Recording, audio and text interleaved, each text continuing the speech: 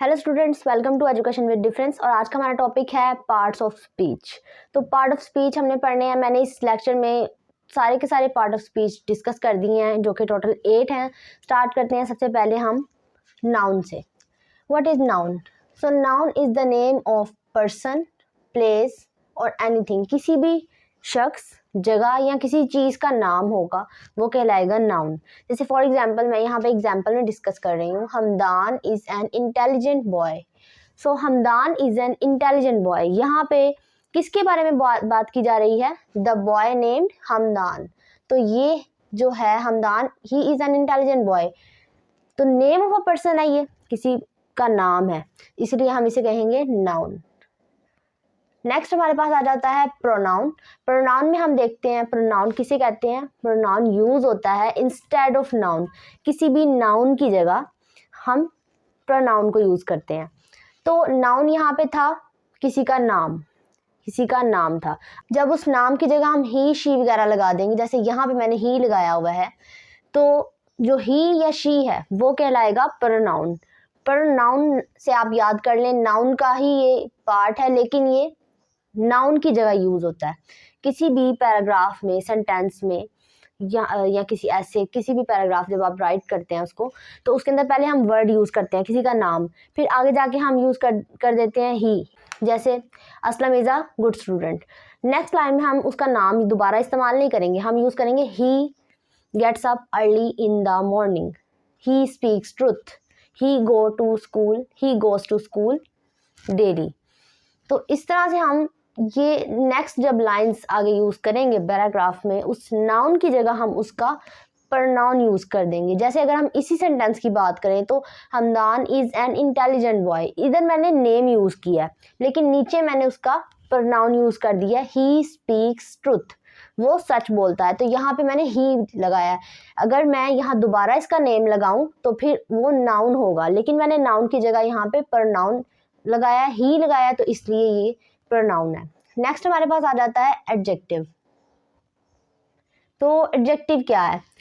Adjective जो है वो हमेशा नाउन के मीनिंग में इजाफा करेगा, किसी भी नाउन के मीनिंग में इजाफा करेगा। जैसे किसी का भी नाम है, किसी जगह का नाम है, हम कहते हैं किसी जगह को हम कहते हैं this is a beautiful place, उस जगह का नाम ऐड कर देते हैं। जो एडजेक्टिव है वो नाउन के मीनिंग में इजाफा कर देता है। जैसे यहाँ पे एग्जांपल देखें, अली रजा इज अ ब्रेव बॉय। हम इतना भी यूज कर सकते थे, अली रजा इज अ बॉय, लेकिन मैंने यहाँ पे वर्ड यूज किया ब्रेव। तो जो ब्रेव है वो उसकी कैरेक्टरिस्टिक, उसकी क्वालिटी बता रहा है कि वो बहादुर लड़का है। अली रजा एक बहादुर लड़का है। तो यहाँ पे जो ब्रेव है, ब्रेव का जो वर्ड है ये हमारे पास आ जाएगा एडजेक्टिव में। दिस इज एन एडजेक्टिव, क्योंकि ये क्वालिटी या मीनिंग को डिफाइन कर रहा है, ऐड कर रहा है, एक नाउन के मीनिंग को में इजाफा कर रहा है। बॉय तो है लेकिन एक बहादुर लड़का है, तो नाउन के मतलब में इजाफा हो गया, लड़का तो है लेकिन बहादुर लड़का। तो इस तरह से एडजेक्टिव जो है वो हमेशा किसी भी नाउन के मीनिंग में इजाफा करेगा। एडजेक्टिव के बाद हमारे पास आ जाता है वर्ब। ये फोर्थ पार्ट ऑफ स्पीच है, वर्ब। वर्ब हमें पता है किसी भी काम को हम वर्ब कहते हैं। कोई भी काम है, खाना पीना, सोना जागना, उठना बैठना, दौड़ना भागना, ये सारे जो हैं ये हैं काम, और इन कामों को कहेंगे वर्ब। जैसे कि एमिली रन्स फास्ट, एमिली तेज दौड़ती है, तो इसमें वो कर क्या रही है? दौड़ रही है, तेज दौड़ती है, तो उसका काम क्या बताया है? उसका दौड़ना, रन्स। तो यहाँ पे रन्स जो है वो वर्ब होगा। उसके बाद नेक्स्ट आ जाता है 5 नंबर पे पार्ट ऑफ स्पीच, जो कि है एडवर्ब। एडवर्ब जो है वो किसी भी वर्ब, एडजेक्टिव या किसी एडवर्ब के स्टार्ट में आएगा, यानी कि उसमें किसी वर्ब, एडजेक्टिव या एडवर्ब में एडिशन कर देगा। अब मैं एग्जांपल से बताऊंगी आपको तो क्लियरली समझ आ जाएगी बात। ही रन्स वेरी क्विकली, यहाँ पे जो क्विकली है, quickly is an adverb, quickly adverb है। अब वो वर्ड जिनके लास्ट पे एल वाई आता है उनको भी कंसिडर किया जाता है कि वो होते हैं एडवर्ब। अब ये तो बात है कि ये है एक एडवर्ब, लेकिन मैंने बात की कि ऐड करता है, एडवर्ब ऐड करता है वर्ब में, एडजेक्टिव में या एडवर्ब में। इन तीनों से पहले भी आ जाता है जो वर्ड, वो कहलाएगा एडवर्ब। अब इस सेंटेंस में अगर हम देखें तो यहाँ पे हमारे पास इन तीनों में से क्या चीज़ है? इन तीनों में से वर्ब, एडजेक्टिव या एडवर्ब। तीनों में से अगर हम देखें तो हमें यहाँ पे मिल गया एडवर्ब जिसके एंड पे एल वाई है। अब एडवर्ब मिल गया तो एडवर्ब से पहले हमने पढ़ा था, एडवर्ब से पहले जो वर्ड होता है वो भी एडवर्ब ही होता है। Sometimes, most of the cases पे एडवर्ब जो है वो किसी दूसरे एडवर्ब से पहले आ जाता है। यहाँ पे इस सेंटेंस में क्विकली एडवर्ब है और हमने बात की थी कि जो एडवर्ब है वो ऐसा वर्ड है जो किसी एडवर्ब से पहले भी आ सकता है, किसी एडजेक्टिव से पहले भी आ सकता है या किसी वर्ब से पहले भी आ सकता है। अब इस सेंटेंस में कौन सी कंडीशन फुलफिल हो रही है? क्विकली एडवर्ब है, मतलब ये वाली कंडीशन फुलफिल हो रही है। तो एडवर्ब से पहले जो वर्ड आएगा वो भी क्या होगा? एडवर्ब। तो इसीलिए वेरी भी है एडवर्ब, वेरी यहाँ पे एडवर्ब के तौर पे यूज हो रहा है। इसके बाद ये दूसरी एग्जांपल है, ये वाली दूसरी एग्जांपल है, the flower was very beautiful. तो इस सेंटेंस के अंदर हम देखते हैं वर्ब, एडजेक्टिव या एडवर्ब, इन तीनों में से कौन सी कंडीशन फुलफिल हो रही है? तो the flower was very beautiful. Beautiful जो है हमारे पास, हमें पता है किसी भी चीज़ की क्वालिटी को बयान करना, वो हमारे पास आ जाता है एडजेक्टिव, हमने अभी डिस्कस किया। तो एडजेक्टिव यहाँ पे है ब्यूटीफुल, खूबसूरत होना, हम किसी चीज़ की क्वालिटी को बयान कर रहे हैं, डिस्क्राइब कर रहे हैं। तो ब्यूटीफुल जो है वो एडजेक्टिव है।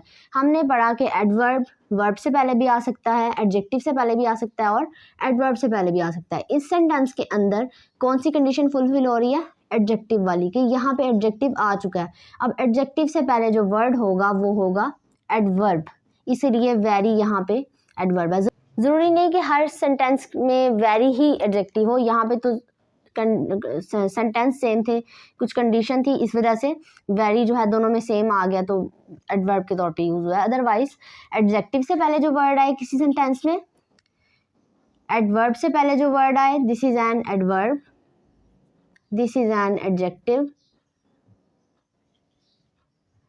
तो एडजेक्टिव से पहले जो वर्ड आए या एडवर्ब से पहले जो वर्ड आए किसी भी सेंटेंस में, तो वो हम कंसीडर करेंगे, उसको कहेंगे हम एडवर्ब कहेंगे। या फिर थर्ड कंडीशन ये भी है कि वर्ब से पहले भी, वर्ब से पहले भी एक कोई वर्ड अगर आए तो हम उसको कहेंगे एडवर्ब। अब इस सेंटेंस में वर्ब है रन्स, दौड़ना, तो रन्स से पहले तो सब्जेक्ट है, सब्जेक्ट तो नहीं हो सकता एडवर्ब। रन से पहले जो वर्ड आएगा, अगर यहाँ पे कोई वर्ड होता रन से पहले तो हम उसको कहते कि ये एडवर्ब है, लेकिन इस सेंटेंस में हमारे पास रन्स यानी वर्ब से पहले कोई वर्ड नहीं है, तो यहाँ पे एडवर्ब नहीं है। हमने बात कर ली एडवर्ब की। नेक्स्ट चलते हैं प्रपोजिशन की तरफ। प्रपोजिशन जो है वो दो नाउन में रिलेशन को जाहिर करती है। अब देखते हैं कि रिलेशन किस तरह से दो नाउन, किसी भी दो नाउन के दरमियान रिलेशन को जाहिर करती है कि क्या रिलेशन है। अब जो यहाँ पे the book is on the table, the book is on the table, तो यहाँ पे जो बुक है ये एक नाउन है। उसके बाद is on the table, table is an other noun, table भी एक नाउन है। वो कह रहा है बुक किताब मेज पर है, किताब मेज पर है। अब किताब और मेज के दरमियान जो ताल्लुक है वो कैसे जाहिर होगा? किताब और टेबल का रिलेशन तो हमने बनाना है ना, किताब कहाँ है, टेबल के नीचे है, ऊपर है, साइड पे, किधर है। तो इसलिए हम इसको कनेक्ट करने के लिए, इनका रिलेशन ताल्लुक बनाने के लिए हम यहाँ पे जो वर्ड यूज़ कर रहे हैं वो है ऑन, यानी पर, ऊपर। The book is on the table, किताब मेज पर है। तो ऑन का मतलब पर, तो यहाँ पे जो ऑन यूज़ हुआ है वो है प्रपोजिशन। अब दूसरी एग्जांपल डिस्कस कर लेते हैं। Girl is sitting under the tree, girl जो है वो नाउन है और यहाँ पे sitting under the tree, tree एक और नाउन है। अब इन दो नाउन के दरमियान जो रिलेशन है वो जो रिलेशन है वो कौन बनाता है? वो प्रपोजिशन बनाती है। अब देखते हैं सेंटेंस में प्रपोजिशन क्या है। Girl is sitting, for example आप कंसिडर करें ये डैश है, यहाँ पे ये ब्लैंक है, यहाँ पे कुछ नहीं है, तो girl is sitting dash the tree. तो यहाँ पे नहीं पता लड़की दरख्त के ऊपर बैठी है या साइड पे है या किस तरफ है, नीचे है, बैठी है, तो हम यहाँ पे यूज़ कर रहे हैं वर्ड अंडर का। अंडर का मतलब है नीचे। The girl is sitting under the tree, दरख्त के नीचे बैठी है लड़की। तो ये एक ताल्लुक, एक सिनेरियो, एक बना रहा है, एक कॉन्सेप्ट बता रहा है हमें कि लड़की कहाँ बैठी है? अंडर द ट्री, दरख्त के नीचे बैठी है। तो जो अंडर है वो वर्ड, अंडर का जो वर्ड है ये है प्रपोजिशन। उसके बाद हमारे पास आ जाता है 7th नंबर पे कंजंक्शन। कंजंक्शन एक ऐसा वर्ड है, एक ऐसा पार्ट ऑफ स्पीच है जो दो नाउन या दो वर्ड्स को आपस में जोड़ता है, कनेक्शन कायम करता है, उनमें कनेक्ट करता है उनको। अब देखते हैं किस तरह से कनेक्ट करता है। Asif and Haris are good friends. Asif और हारिस दोनों अच्छे दोस्त हैं। अब एंड जो है, जो इन दोनों को आपस में कनेक्ट कर रहा है, आप कनेक्ट के वर्ड से याद कर लें, कनेक्ट के वर्ड से याद कर लें कंजंक्शन, तो आपको इजीली याद होगा। कनेक्ट करता है, कंजंक्शन ताल्लुक कायम करता है, कनेक्ट करता है दो वर्ड्स को, दो नाउन को। अब यहाँ पे दो नाउन कौन से हैं? एक नाउन तो ये है, एक नाउन ये है, या दो वर्ड्स कोई भी हो सकते हैं।